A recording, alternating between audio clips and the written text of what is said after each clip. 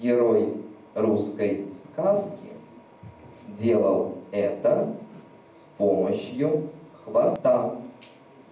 Что мы заменили словами «делать это». Время. 24 вопроса и лишь 1 минута на ответ. Здесь растеряются даже взрослые. Но для этих ребят задача выполнима. Вопросы каверзные, но я думаю, что если немножечко подумать, можно ответить. Не на все, конечно. Какие-то вопросы, может быть, наши преподаватели на уроках им задавали. И биология, и литература, и вот на химии мы с ними проводили викторины. Поэтому я думаю, не знаю, может быть, что-то попадется, может быть, что-то должны они знать из жизни. Великолепная пятерка от каждого региона Поволжья. Пока хозяева игры ломают голову, гости из Саратова уверенной рукой пишут ответ за ответом. Капитан Яна себя не иначе как интеллектуальным талисманом не называет.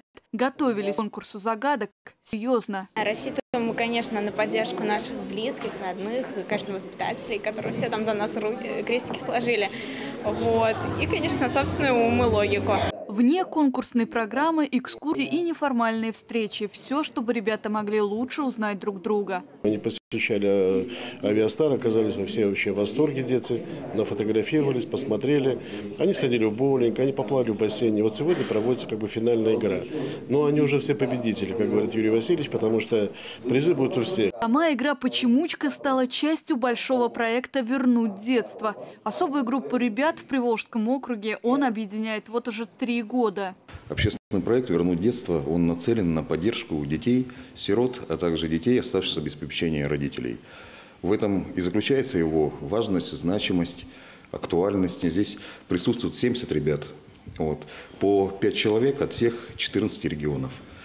И, естественно, блещут они своей эрудицией, своим умом и быстротой, смекалкой. Борьба за мудрую сову развернулась совсем не детская. Судьбу главного приза определили по дополнительным вопросам. В итоге бронзовые медали за интеллект одели гости из Башкирии.